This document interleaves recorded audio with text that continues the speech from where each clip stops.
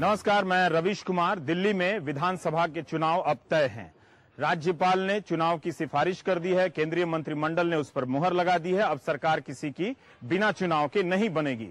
लेकिन दिल्ली में क्या उन्हीं मुद्दों के सहारे अब चुनाव होगा जिन मुद्दों के सहारे 2013 के चुनाव में दिल्ली ने एक घमासान, राजनीतिक घमासान देखी थी और नई उम्मीदों के सहारे एक नया रास्ता ढूंढने का प्रयास किया था।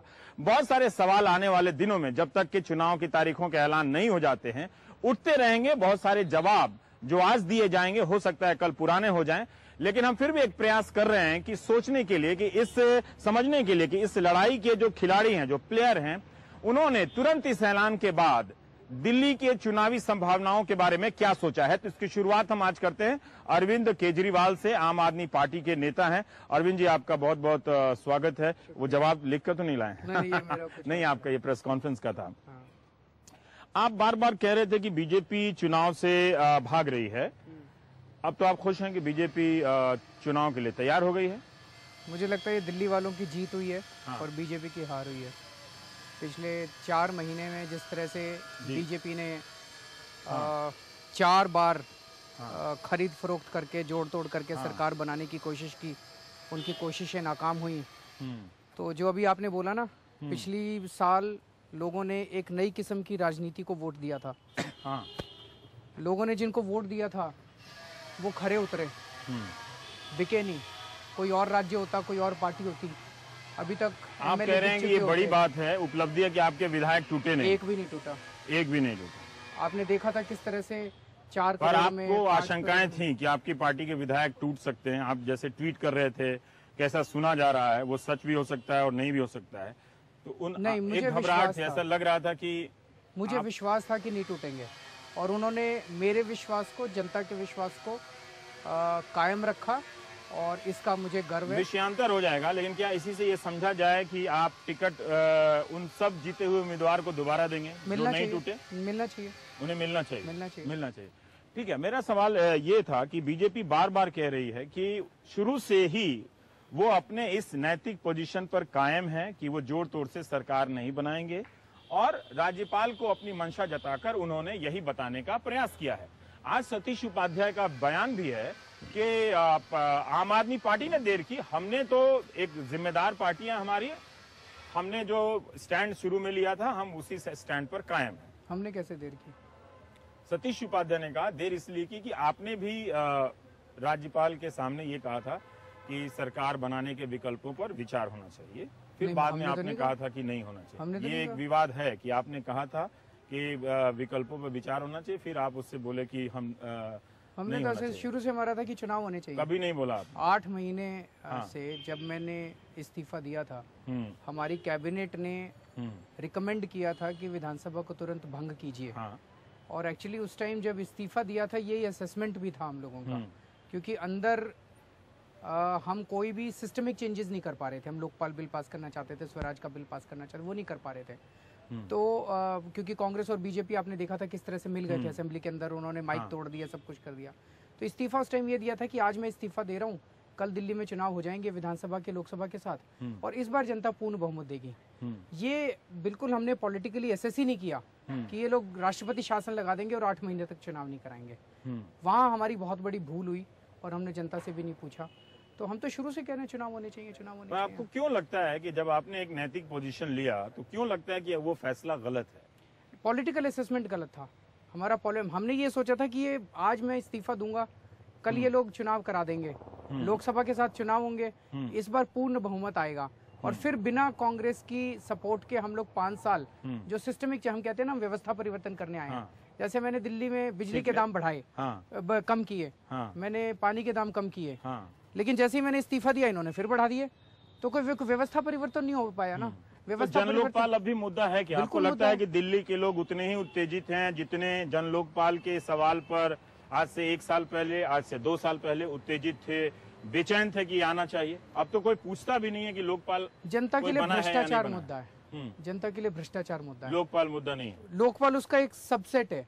जैसे 49 दिन की सरकार में आप दिल्ली में कहीं भी पूछें, सारी जनता आपको बताएगी जी पुलिस वालों ने पैसे लेने बंद कर दिए थे, नगर निगम वालों ने पैसे लेने बंद कर दिए थे, ट्रांसपोर्ट डिपार्टमेंट वालों ने पैसे लेने बंद कर दिए थे।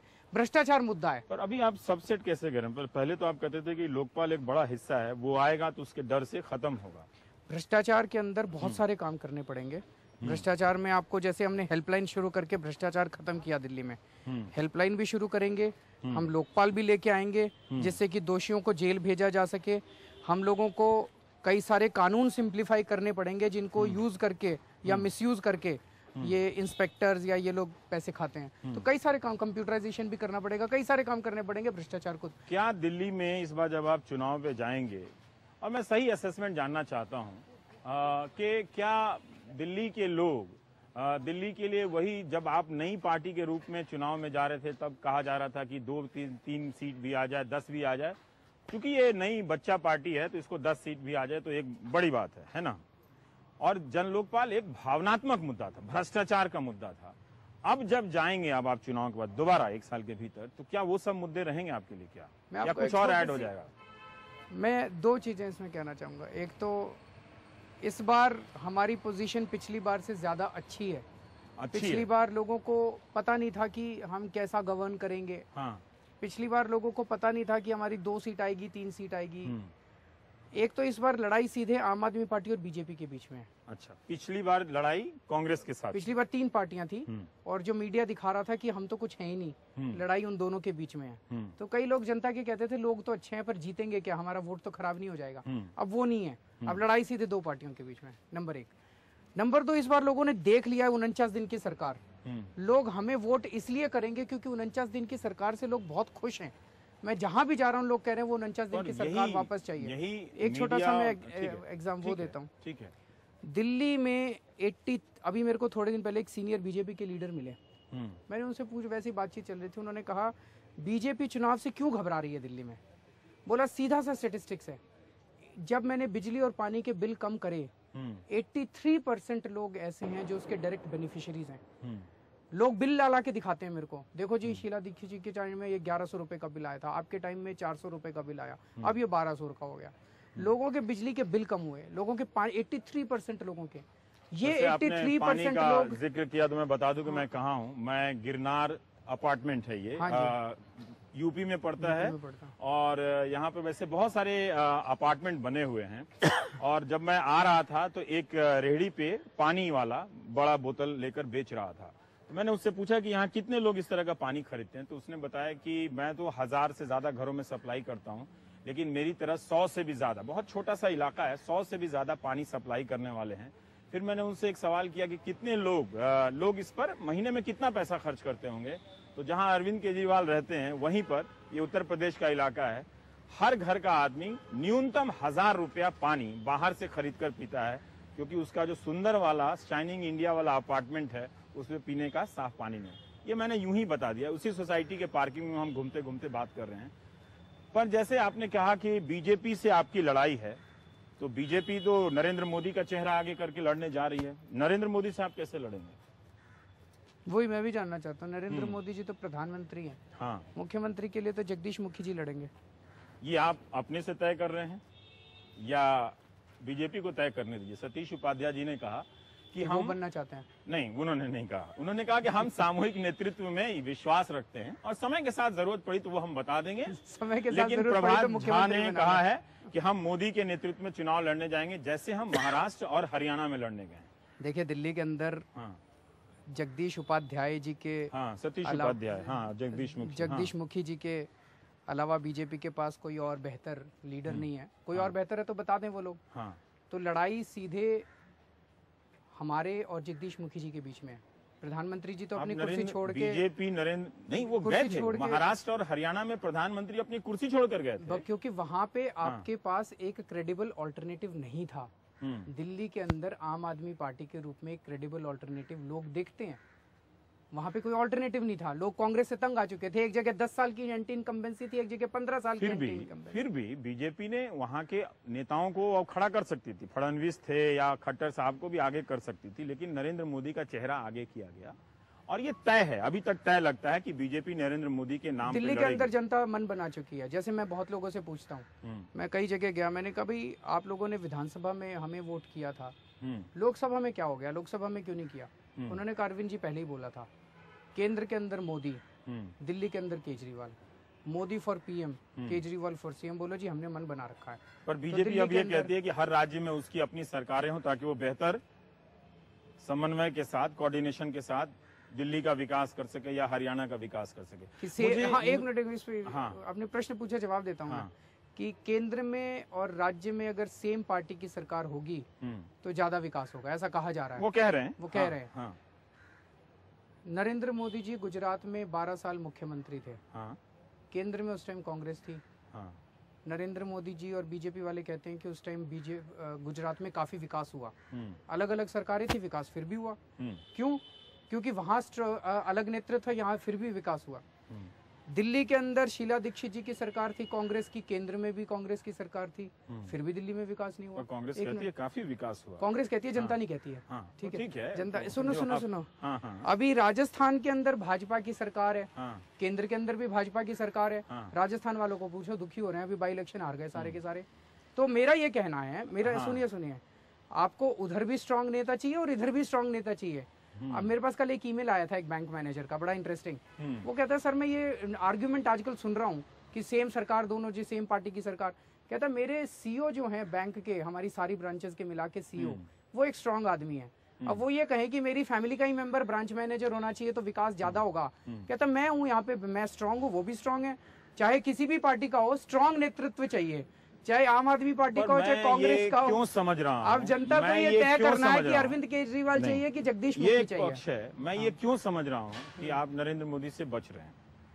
हम लड़ाई ये एक नेता के तौर पे कह सकते थे, नहीं आप ये नेता के तौर पे कह सकते थे कि नरेंद्र मोदी ही अगर वो चेहरा बनकर आना चाहते हैं तो आ जाए, हम उन पर हमले करेंगे। नहीं, अगर आप ये कह रहे हैं तो फिर मैं पूछूंगा क्यों समझ रहा हूँ हाँ कि मीडिया जबरदस्ती इस लड़ाई को केजरीवाल वर्सेस मोदी क्यों बना रही है? ये लड़ाई है ही नहीं। नहीं, मीडिया नहीं बना रही, बीजेपी कह रही है कि हम जाएंगे। देख रहा हूँ बीजेपी झारखंड में पहले कह चुकी है। Kejriwal be able to withstand Modi juggernaut. लड़ाई is not between Modi and Kejriwal. वो नहीं है, लेकिन बीजेपी कहती है कि वो मोदी को लेकर जाएगी। बीजेपी लड़ाई बनाना चाहती है, मीडिया उस एजेंडा को आगे क्यों ले जा रही है? तो बीजेपी अगर कोई नेता ना, हम जनता को ये एजुकेट करना चाहते हैं, लड़ाई केजरीवाल और मोदी के बीच में नहीं है। तो चलता रहेगा स्किल इंडिया कार्यक्रम के तहत, लेकिन मैं ये जानना चाहता हूँ कि आप बच क्यों रहे हैं? क्या मुश्किल है नरेंद्र मोदी को टारगेट करना? जो लड़ाई है ही नहीं, वो लड़ाई आप क्यों बनाना चाहते हैं? आप बनाएंगे, वो बनाएंगे। वो गलत कर रहे हैं ना, वो जनता को हम ये समझाना चाहते हैं भाई, या तो एक बनाएंगे तो कैसे टारगेट करेंगे? हम यही समझा रहे हैं कि भाई या तो नरेंद्र मोदी जी इस्तीफा दे के मुख्यमंत्री की दौड़ में आ जाएं। या हरियाणा में भी लोगों ने कहा, लेकिन ये नहीं चला ये मुद्दा। देखते हैं दिल्ली की जनता ज्यादा एजुकेटेड है, देखते हैं दिल्ली की जनता समझेगी। दिल्ली की जनता ने 49 दिन की सरकार देखी है, आम आदमी पार्टी के पास चेहरा है। 49 दिन का जिक्र करते हैं, बीजेपी के पास चेहरा नहीं है। बीजेपी ने इसी 49 दिन को आपकी कमजोरी के रूप में पेश कर दिया है। आज ही सतीश ने कहा है, या थोड़े दिन पहले जगदीश मुखी ने कहा है, नगर निगम में बैठ के बीजेपी की सरकार ने प्रस्ताव पारित किया था थोड़े दिन पहले, आपने भारत टाइम्स में पढ़ा होगा, कि वो कह रहे हैं कि 49 दिन में अगर केजरीवाल ने भ्रष्टाचार दूर कर दिया, हमसे क्यों नहीं होता। वो तारीफ करते हैं, हमारी बीजेपी वाले भी तारीफ करते हैं। जगदीश मुखी ने कहा है कि आप छोड़कर भागे, तो जैसे ही आप बस ये छोड़ के भागे, इन्होंने एक वो पकड़ लिया, छोड़ के भागे। आपको लगता है कि आपके खिलाफ ये कमजोर मुद्दा बनता जा रहा है? वो चैलेंज है। नहीं, वो मैं मानता हूँ जनता उससे नाराज है, लेकिन ये नाराजगी अपनों की नाराजगी है। आज तक आप उत्तर प्रदेश में चले जाओ, उत्तर प्रदेश में जनता से बात करो, जनता कहेगी कब ये समाजवादी पार्टी की सरकार खत्म हो, कब हमारा पीछा छूटे। पंजाब में चले जाओ, पंजाब में जनता कहेगी कब ये अकालियों की सरकार, एक मिनट कब ये सरकार जाए, हम कब। दिल्ली में लोग कहते हैं यार ये क्यों छोड़ के चला गया, वापस क्यों नहीं आता।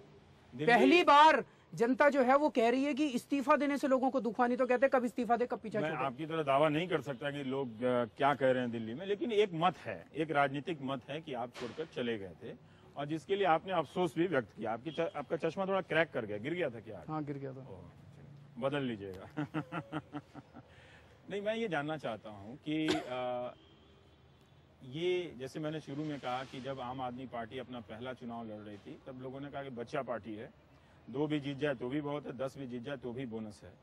क्या इस चुनाव में आपको नहीं लगता कि आपका स्टेक पहले से कहीं ज्यादा है? हमारा स्टेक नहीं है, जनता का स्टेक है। हम कौन है? हम कुछ भी नहीं है। हम राजनीति में नहीं आना चाहते थे, मजबूरी में राजनीति में आए हैं। आज जनता का सबसे बड़ा स्टेक है। अगर जनता 49 दिन जैसी ईमानदार राजनीति, अगर जनता 49 दिन जैसा भ्रष्टाचार मुक्त प्रशासन चाहती है, अगर जनता 49 दिन जैसा महंगाई कमी चाहती है, तो जनता वोट देगी। नहीं देगी तो हम घर आके बैठ जाएंगे, हमारा क्या। पर आपको क्यों लगता है कि भ्रष्टाचार के अलावा भी और दूसरे मुद्दे हो सकते हैं? भ्रष्टाचार से ही महंगाई कम होती है सर, डायरेक्टली लिंक्ड है। मैं आपको 2-3 उदाहरण दूंगा। मेरे टाइम में एक ट्रांसपोर्टर मिला, ये जो रेड लाइट होती है, आप एक ही सुनो तो सही, 1 मिनट। रेड लाइट के ऊपर आपको पैसे देने पड़ते हैं, बंधा होता है इनको ट्रकों का पैसा। हाँ। वो बता रहा था कि एक दिन में मैं कम से कम 1 लाख रुपए की रिश्वत देता हूँ। बोला 49 दिन में आपकी 49 लाख रुपए की रिश्वत मेरी बच गई। मैंने अपने ट्रांसपोर्ट के रेट कम कर दिए। मेरे को एक चाय वाला मिला, ढाबे वाला, वो बता रहा था साहब मैं पहले 10 रुपए की चाय बेचा करता था, 7 रुपए की कर दी, क्योंकि पुलिस वाले जो पैसे लेके जाते थे वो पुलिस वालों ने पैसे ले जाने बंद कर दिए।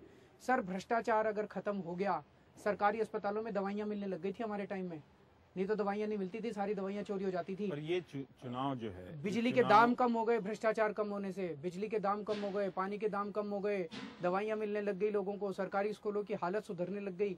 सर हर चीज के नीचे तो भ्रष्टाचार पर है। आप कह रहे हैं कि इस बार आपकी लड़ाई जो है बीजेपी से है, कांग्रेस नहीं है, लेकिन इस बार बीजेपी आपसे लड़ेगी। पिछली बार बीजेपी भी आपकी तरह कांग्रेस से पहले नंबर पर लड़ रही थी, इसलिए दिल्ली की जनता ने लगभग आप दोनों को बराबर ही तरीके से चुना था। अगर वो चुनती तो शायद आपकी सरकार बन जाती, या कहीं उसके चुनाव में स्पष्टता होती तो बीजेपी की सरकार बन जाती। तो उसके तराजू में पिछले रिकॉर्ड के हिसाब से तो आप दोनों बराबर हैं, थोड़ा ऊपर नीचे हो सकता है। मैं ये जानना चाहता हूं कि इस लड़ाई में क्या ये मुमकिन है क्या कि आप बीजेपी के खिलाफ लड़ेंगे और नरेंद्र मोदी के खिलाफ भाषण नहीं देंगे? वो अगर ना भी दावेदारी करें, ना भी आए चुनाव में, क्योंकि आज की तारीख में नरेंद्र मोदी मतलब बीजेपी, बीजेपी मतलब नरेंद्र मोदी। हम तो जनता को ये कहेंगे जी हमने 49 दिन में क्या किया। हाँ, वो कहेंगे कि आप नहीं कर पाए। नहीं, जनता कह रही है खराब, मेरे को कहने की जरूरत ही नहीं पड़ती। आप चलिए मेरे साथ एक दिन सभा में, चलिए सभा में। संसाधन और विज्ञापन और संगठन, ये बहुत इंपॉर्टेंट बात है। 3 मूल हैं। हाँ। मैं ये जानना चाहता हूँ कि इन तीनों आधार पर आम संसाधन आदमी भी पार्टी नहीं है, कहाँ खड़ी है? संसाधन भी नहीं, विज्ञापन भी नहीं, तीसरा क्या बताया? संसाधन, विज्ञापन और संगठन। संगठन है, संगठन संगठन बड़ा मजबूत है। जनता संसाधन क्यों नहीं है? क्या अब आपको उस तरह से चंदे नहीं मिल रहे हैं जिस तरह से पहले मिला करते थे? नहीं, उतना चंदा मिल जाए फिर भी उनके पास कितना बेशुमार दौलत है। तो आप नहीं लड़ पाएंगे? काला धन है उनके पास इतना बेशुमार। काला धन तो वो निकाल रहे हैं, वो कह रहे हैं। काला धन वो इसी तरह से निकाल रहे हैं, फ्रंट पेज ऐड देके, सारे टीवी चैनलों में ऐड देके, इसी तरह से निकाल रहे हैं। आपके पास ऐड देने के पैसे हैं? पैसे ही नहीं है। मैं जनता से ये कहना चाहता हूँ आपके चैनल के जरिए, मेरे पास पैसे नहीं है, मैं अपील ही कर रहा हूँ। नहीं, वो फिर बीजेपी को भी अलाउ करना पड़ेगा कि आप अपील, जिसकी अपील के अंदर सच्चाई होगी, जो दिल से निकलेगी अपील, जनता उसको पकड़ लेगी। मैं ये कहना चाहता हूँ, मेरे पास चुनाव लड़ने के पैसे नहीं है। आपके पास नहीं? मेरे पास नहीं है पैसे चुनाव लड़ने के, और उनके पास तो इस बार तो लड़ाई ऐसे लोगों से जिनके पास बेशुमार बेइंतहा दौलत है। अरविंद, आप सच बताइए, कैसे लड़ेंगे फिर जब पैसा नहीं है? यही तो कह रहा हूँ मैं, लड़ेंगे? जनता को ये कहना चाहता हूँ कि अगर 49 दिन की सरकार आपको अच्छी लगी, अगर आपको लगा कि आपको ऐसी ही सरकार दोबारा चाहिए, तो आपको चुनाव लड़ना पड़ेगा। पर इस बार आपको जाके प्रचार करना, और आपको जाके जनता को जाके प्रचार करना पड़ेगा। जिन जिन लोगों के बिजली के बिल कम हुए, जिन जिन लोगों के पानी के बिल कम हुए, जिन जिन लोगों को रिश्वतखोरी से मुक्ति मिली थी, जिन जिन लोगों को लगा कि 49 दिन में अच्छी सरकार आई, उनको जाके चुनाव लड़ना पड़ेगा। की बात करता हूँ, आपने मान लिया कि विज्ञापन और के पैसे नहीं है और संसाधन आपके पास नहीं है, लेकिन पिछले चुनाव में बहुत सारी ऐसी बातें होती थी कि फलाने अपनी नौकरी छोड़कर आपकी पार्टी में आ रहे हैं, फलाने अपने चीजों को छोड़कर आ रहे हैं, अभी भी आ रहे हैं, छोड़ के आए हुए हैं। ये पैसे नहीं लेते। ये दीपक जी जी जी ये भी नौकरी छोड़ के आए हुए हैं, बहुत लोग नौकरी छोड़ के आए हुए हैं जी। नहीं, ठीक है, ठीक है। अरविंद, मैं एक बात और जानना चाह रहा था कि आपने मान लिया, एक आप आए थे इस राजनीति में बदलाव करने के लिए, एक सत्ता का जो सिस्टम है उसमें बदलाव करने के लिए, और राजनीति के तौर तरीके उसमें बदलाव करने के लिए स्वराज। हम लोगों ने समझा जैसा कि एक राहुल गांधी छोटे तौर पर असफल रूप से एक प्रयास करते कि उनके संगठन में चुनाव हो, इस तरह की चीजों पे, इन पैमानों पे आपकी पार्टी आज कहाँ खड़ी है? उसकी लोकतांत्रिकता के बारे में मैं जानना चाहता हूँ। हाँ, इंटरनल डेमोक्रेसी की कोई संगठन है जिसमें चुनाव हो और जिसमें लोग जीत के आ रहा है। ये आइडिया जो स्वराज आपने धीरे धीरे इम्प्लीमेंट कर रहे हैं। हाँ। पिछली साल आपने देखा, अभी तक तो 2 चुनाव फेस किए हैं। हाँ। पिछली बार आपने देखा हमने वॉलंटियर्स के बीच में से उनकी राय जान के कैंडिडेट्स को टिकट देने की कोशिश की। पूरा प्रोसेस ट्रांसपेरेंट था। उसके बाद इस बार भी करेंगे ऐसा या इस बार भी मतलब 2 चुनाव में हमने जो प्रयास किए उनसे जो हमने सबक लिए हैं उसके अंदर मॉडिफिकेशन करेंगे प्रोसेस को, लेकिन उस प्रोसेस को और सुदृढ़ करने की कोशिश करेंगे। उसको करेंगे, लेकिन हो सकता है कि इस बार आप लोगों से राय लेकर या विधानसभावार वो जिस तरह से मैनिफेस्टो बनाने की बात थी वो सारी चीजें आप नहीं करेंगे। मैनिफेस्टो भी बनाएंगे। मैनिफेस्टो के लिए एक हमने और अलग तरीका निकाला है। अगले हफ्ते से हम डेली डायलॉग्स शुरू कर रहे हैं। अच्छा। दिल्ली डायलॉग्स। हाँ। दिल्ली डायलॉग्स के अंदर सेक्टर वाइज हम की महिलाओं की क्या प्रॉब्लम्स हैं, हाँ। यूथ की क्या प्रॉब्लम्स हैं। जैसे पिछली बार तो हम स्पेसिफिक एरिया वाइज गए थे, वो तो मैनिफेस्टो बने हुए हैं हमारे पास। उसको मतलब अभी तो साल भर भी नहीं हुआ, तो उसमें कोई रिवीजन कोई खास होगा ऐसा हम नहीं मानते। उसको रिपीट भी करेंगे, उनमें कई चीजें इम्प्लीमेंट भी की। लेकिन इस बार हम स्पेसिफिक सेक्टर वाइज हम इश्यूज को उठा रहे हैं। ये 9 तारीख से अगले हफ्ते से शुरू करेंगे और इसको फिर हम हफ्ते वाइज, एक हफ्ते यूथ के ऊपर, एक हफ्ते विमेन के ऊपर, एक हफ्ते इस तरह से करते जाएंगे। ये करेंगे ताकि लोगों को जान के फिर एक नया मुद्दा आप उसको बनाने का प्रयास करेंगे। अनऑथराइज्ड कॉलोनीज हैं। फिर भी मुझे ये क्यों लग रहा है कि आप नरेंद्र मोदी को टारगेट करने से बचें? मुझे ये क्यों लग रहा है कि आप नरेंद्र मोदी जी के साथ मेरे को भिड़ाने की कोशिश कर रहे हैं? बिना भिड़े तो चुनाव होता नहीं है। तो जिसके साथ लड़ाई, बीजेपी जिस नेता का पोस्टर लेके निकलेगी, कॉम्पिटिशन मेरा और आपका है ना, और आप मेरे लड़ाई में हमसे करा रहे हैं। ये सवाल तो बनता है, बीजेपी जिस नेता का पोस्टर लेके निकले, आप बच क्यों रहे हैं? मतलब क्या ये दुविधा है? आपको लगता है कि ये करने से मिडिल क्लास फिर तय नहीं कर पाएगा? क्योंकि पिछली बार सर्वे में आता था कि वही मिडिल क्लास आपको भी पसंद करता है लेकिन मोदी को भी पसंद करता है। बाद के चुनाव में ऐसा लगता है कि वो प्रायः उन्हीं के साथ है। तो आपको क्यों लगता है ये मुश्किल कि आप उस मिडिल क्लास के पास जाकर मोदी से वोट नहीं तोड़ सकते? क्यों लगता है कि आप जबरदस्ती भिड़ाने की कोशिश? मैं जबरदस्त ये राजनीतिक आप भिड़े या ना भिड़े, मतलब वो तो रहेंगे सामने। वो तो मतलब वो वाला चुनाव अलग है, प्रधानमंत्री का अलग है। ये आर्गुमेंट इसलिए कह रहा हूँ कि महाराष्ट्र और हरियाणा के चुनाव में परखा जा चुका था और वो सिर्फ मोदी के नाम पे चुनाव जीते, क्योंकि वहाँ ये आर्गुमेंट लिया ही नहीं गया। उन पार्टियों के पास चेहरे नहीं थे, वहाँ ये आर्गुमेंट लिया ही नहीं गया। मैं पहली बार यहाँ पे हम लोग ये कह रहे हैं कि लड़ाई मुख्यमंत्री, 2 मुख्यमंत्री के कैंडिडेट्स के बीच में है। लड़ाई कैसे हो सकती है? एक मुख्यमंत्री का कैंडिडेट, एक प्रधानमंत्री का कैंडिडेट। ये तो ठीक है, लेकिन बीजेपी ने जगदीश मुखी को भी तो तय नहीं किया है। वो जगदीश मुखी को तय हम कर रहे हैं ना। नहीं, आप क्यों तय कर रहे हैं? मतलब कोई वहाँ पर वो कोई आप तय करके फिर लड़ेंगे? अभी तो बीजेपी ने जिसका पहले तय होता है उसका चांस कट जाता है। बीजेपी बताए कि उससे बेहतर अगर उनके पास कैंडिडेट है तो हम उसका नाम लेना चालू कर देंगे। हमारे हिसाब से अभी तक बीजेपी जगदीश मुखी जी को, जो Sher Singh Dagar model of governance था, हाँ। शेर सिंह मॉडल डागर के जरिए 4-4 करोड़ रुपए में sting kind of policing model थी जिसमें पकड़ लिया था आपने, है ना? कथित रूप से। गलत तो नहीं था? मुझे नहीं मालूम सही है कि नहीं, मैं यहाँ दावा नहीं कर, फोरेंसिक जांच करा लीजिए। इतना लोड मैं नहीं लेता, फोरेंसिक लूंगा तो फिर मैं घर नहीं जा पाऊंगा। फिर भी वो Sher Singh model of governance जो था, जिसमें उन्होंने 4-4 करोड़ रुपए में विधायकों को खरीदने की कोशिश की, उस वक्त सारा मीडिया ये कह रहा था कि जगदीश मुखी जी मुख्यमंत्री बनेंगे। अगर बीजेपी ने नहीं कहा, बीजेपी ने कहा था उन दिनों, बीजेपी ने नहीं कहा। इनफॉर्मली सोर्सेज को बताते थे। ये आधी चीजें तो इनफॉर्मल करते हैं ना, आधी तो सोर्सेज। जगदीश मुखी भी नरेंद्र मोदी के नाम पर ही वोट मांगने आएंगे। तो हम यही जनता को, हाँ आपने बिल्कुल सही बात कही, हम जनता को यही कहेंगे बार बार कि नरेंद्र मोदी जी जगदीश मुखी जी के लिए वोट मांगने आ रहे हैं, अपने लिए वोट मांगने नहीं आ रहे। हम यही समझाएंगे जनता को, यही समझाएंगे कि नरेंद्र मोदी जी जनवरी के महीने में, डॉक्टर हर्षवर्धन आ गए तो हम उनका नाम लेना चालू कर, और किरण बेदी आ गए तो ये भी एक चर्चा चलता रहता है।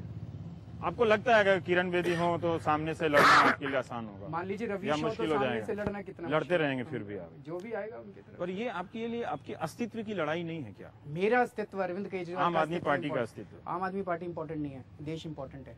पार्टी हमने अपने लिए नहीं बनाई थी, अपना कैरियर छोड़ के आए हैं, यहाँ पे कैरियर बनाने के लिए नहीं आए हैं।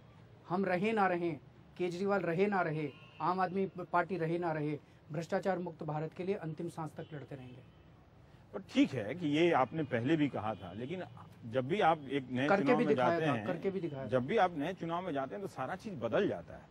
मुझे नहीं लगता कि दिल्ली की जनता भ्रष्टाचार के सवालों पे उतनी उद्वेलित है, उतावली है या बेचैन है, मुझे नहीं लगता। इसलिए मैं ये पूछ रहा हूँ आप एक दिन चलिए, शायद वो मुद्दा ना सड़क पे चलते हैं। जो मिडिल क्लास है, जो अच्छे कपड़े खाने पीने वाला है, उसको लगता है कि भारत का डिस्कोर्स अब, विमर्श, राजनीतिक बहस अब दूसरे रास्ते चली जा चुकी है। तो वो उस कुछ समय मिडिल के लिए। क्लास हाँ। को ये तय करना है। ये इम्पोर्टेंट मुद्दा आपने उठाया। आज दिल्ली के अंदर भारतीय जनता पार्टी दंगे कराने की कोशिश कर रही है। क्या हम इस तरह का भारत चाहते हैं? क्या हम इस तरह की दिल्ली चाहते हैं? पिछले 30 साल में दिल्ली के अंदर दंगे नहीं हुए थे, पहली बार दंगे कराए जाने की कोशिश कर रहे हैं। इस मिडिल क्लास को अब उठना पड़ेगा। They have to stand and they have to take a stand. इनको इस किस्म की राजनीति को रिजेक्ट करना पड़ेगा। ये गलत है। राजनीति कीजिए, लेकिन इस तरह से लोगों को लड़ा इस के। चुनाव में मैं ये समझ पा रहा हूँ कि सांप्रदायिकता के खिलाफ कड़ा स्टैंड लेने वाले हैं। हम तो ये जो नफरत की राजनीति है, हाँ। जातियों के आधार पे, धर्म के आधार पे, इसको एक ही तरीके से टैकल किया जा सकता है, प्यार और मोहब्बत की राजनीति से। आज मैंने अखबार में पढ़ा, एक पहल की कुछ लोगों ने मिलके, मुझे बड़ा अच्छा लगा पढ़ के, कि हिंदुओं के त्यौहार में मुसलमान जा रहे हैं और मुसलमानों के त्यौहार में हिंदू जा रहे हैं। मैंने अभी देखा, मुझे बहुत अच्छा लगा। रामलीला के अंदर मैं गया था, कई रामलीलाओं में। एक रामलीला में मैं गया मंगोलपुरी में, वहां पे लक्ष्मण का रोल पता है कौन कर रहा था? फिरोज, एक मुसलमान लक्ष्मण का रोल कर रहा था।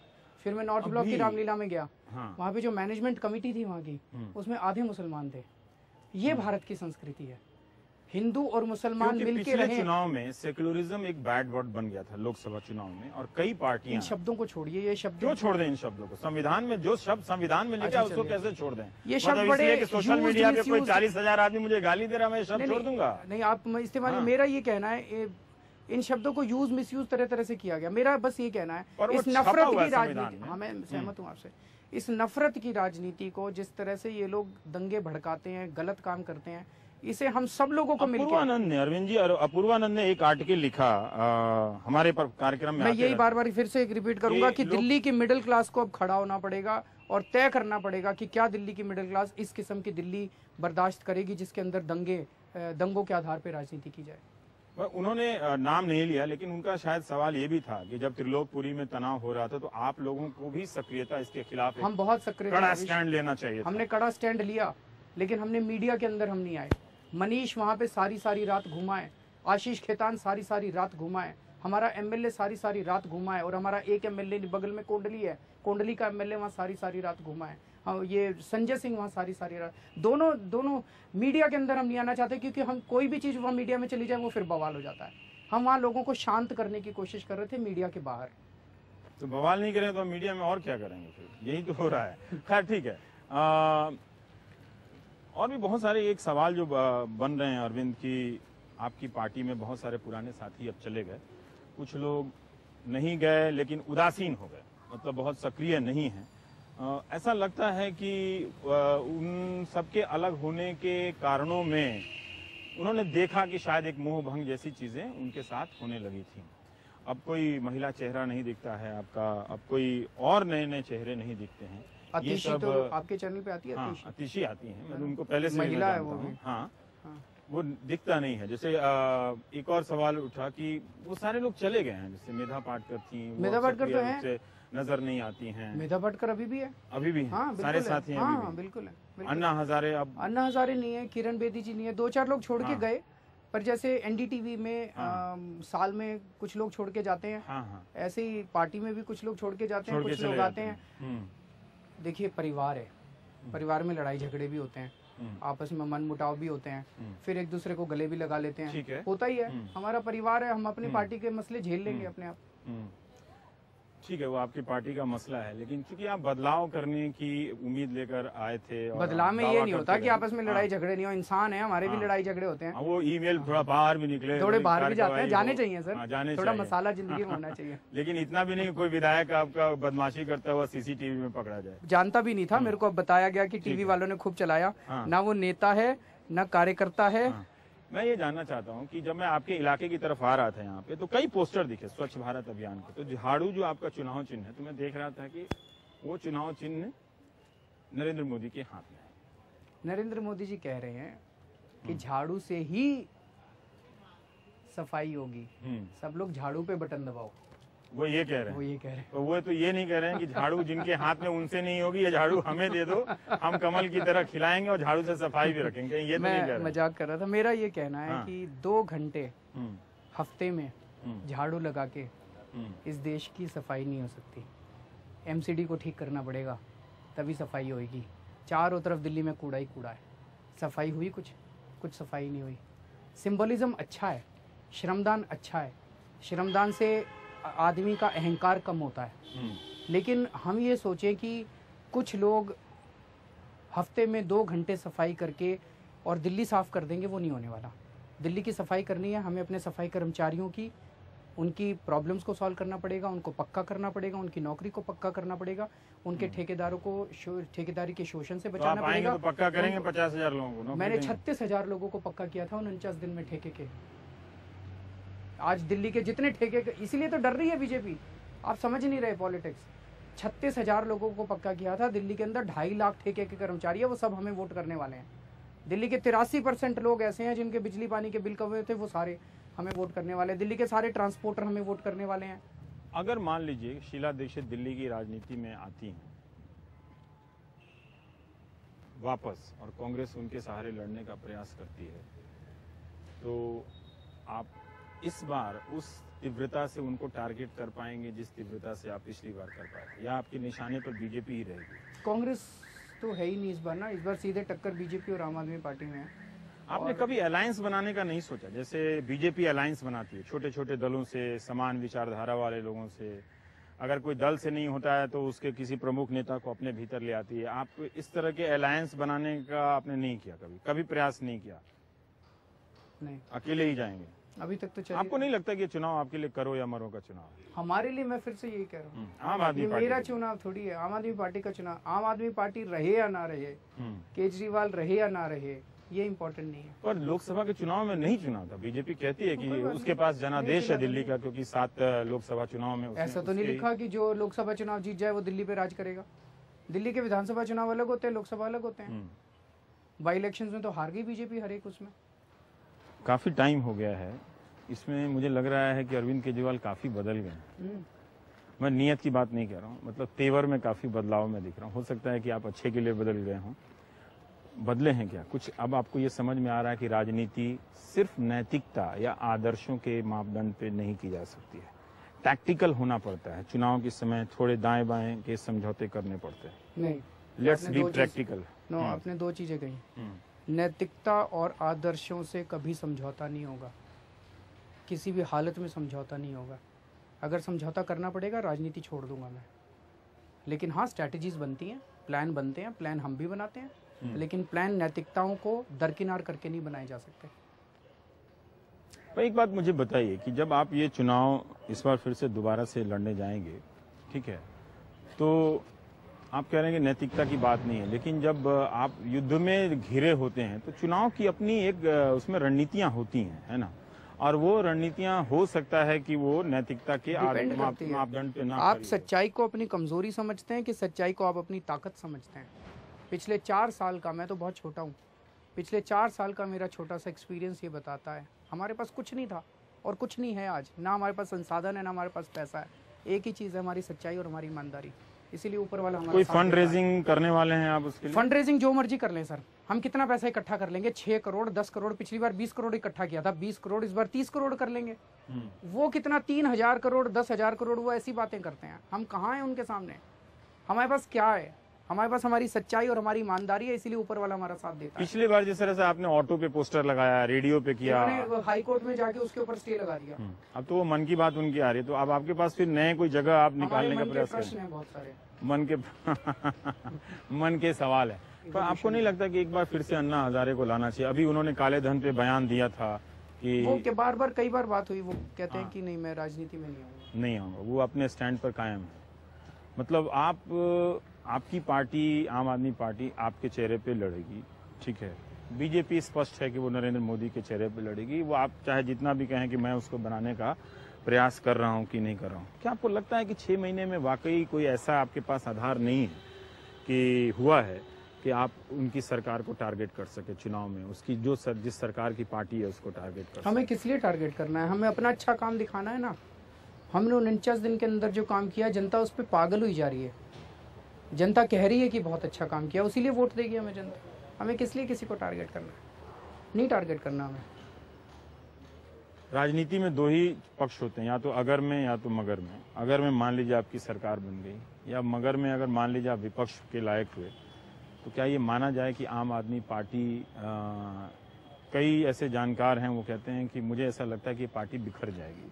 क्या ये लंबे दौर की पार्टी है सर? जो या इसका संबंध दिल्ली के चुनावी नतीजों पर ही निर्भर करेगा कि इसका अस्तित्व? फिर मैंने कहा कि मैं कभी भी आम आदमी पार्टी के भविष्य के बारे में नहीं सोचता, मैं हमेशा देश के भविष्य के बारे में सोचता हूँ। आम आदमी पार्टी देश के लिए बनी है और देश के लिए अंतिम सांस तक जो भी करने की ज़रूरत पड़ेगी मैं करूँगा। कई लोग मेरे से पूछते हैं आम आदमी पार्टी का आप क्या भविष्य देखते हैं?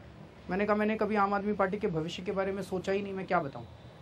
देश के भविष्य के बारे में सोचता हूँ कि हम ऐसा देश चाहते हैं, हम ऐसा देश चाहते हैं, हम भ्रष्टाचार मुक्त। वही लगता है कि सोसाइटी जो है वो अब निकल चुकी है। ये भ्रष्टाचार अब कह रहे हैं कि अगर आज आप रामलीला मैदान में प्रदर्शन करने जाएं, मैं सहमत हूँ, वो गुस्सा तो था। मुझे नहीं लगता कि वो गुस्सा आप लोगों में है। वो गुस्सा नहीं है, वो गुस्सा था।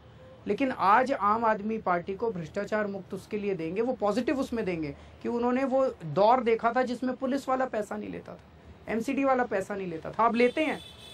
वो वाला भ्रष्टाचार खत्म नहीं हुआ। 2G वाला हो सकता है कि थोड़े दिन के लिए खत्म हो गया हो, लेकिन वो वाला तो आज भी बरकरार है। आज भी एक भी काम बिना पैसे के नहीं होता। पर आपको क्यों लगता है कि 2G वाला आप कह रहे हैं खत्म हो गया हो? नहीं, मैंने तो अभी थोड़े दिन पहले खबर पढ़ी थी टाइम्स ऑफ इंडिया के फ्रंट पेज के ऊपर। उसमें लिखा हुआ था कि ये जो कोयले की खदानें हैं इसके अंदर एक बहुत बड़ा भ्रष्टाचार अब पनप रहा है। संजीव चतुर्वेदी हैं, संजीव चतुर्वेदी को जिस तरह से उन्होंने निकाला, उनको तो नहीं निकालना चाहिए था। कह रहे थे कि भ्रष्टाचार के खिलाफ काम कर रहे हैं, काला धन वालों की लिस्ट देनी चाहिए इनको। तो आप कहते हैं कि आप बार बार तैयार हैं, तो तैयारी से मतलब क्या समझा? आपने सारे उम्मीदवारों के नाम तय कर लिए हैं, सारी रणनीतियां आपकी तैयार है, या इस तरह से जैसे बीजेपी कह रही है, कांग्रेस कह रही है, आप लोग भी कहते हैं हाँ हम तैयार हैं चुनाव के लिए? आपके हिसाब से तैयारी में क्या क्या आता है? मुझे लगता है कि आपने कुछ उम्मीदवारों काफी कुछ हो रहा है, आपकी पार्टी हो गए, वो तय हो रहे हैं। वो ऐसा तो नहीं होगा कि बहुत लोग बीच चुनाव से ही निकल के दूसरे पार्टी में चले जाएं? नहीं, इस बार तो लाइन लगी पड़ी हमारे यहाँ टिकट लेने वालों की। आपको लगता है कि सीधे दो लोगों की टक्कर है, दो पार्टियों की टक्कर है ना, आम आदमी पार्टी और बीजेपी। यही एक चुनौती की बात है। अब देखेंगे कि आप इस टक्कर में किस तरह से वो जुनून 2013 वाला आप उस तरह से फिर उस ऊपर वाला साथ देगा। मैं राजनीति में बार बार ऊपर की तरफ नहीं देखता, मैं नीचे की तरफ देखता हूँ। ये दो नजरिए का फर्क हो सकता है। और वो ऊपर वाला हो सकता है, वो अलग बात है। लेकिन एक छोटा सा हम ब्रेक लेंगे और ब्रेक के बाद हम आपसे और बात करेंगे। अभी छोड़ने वाला नहीं है।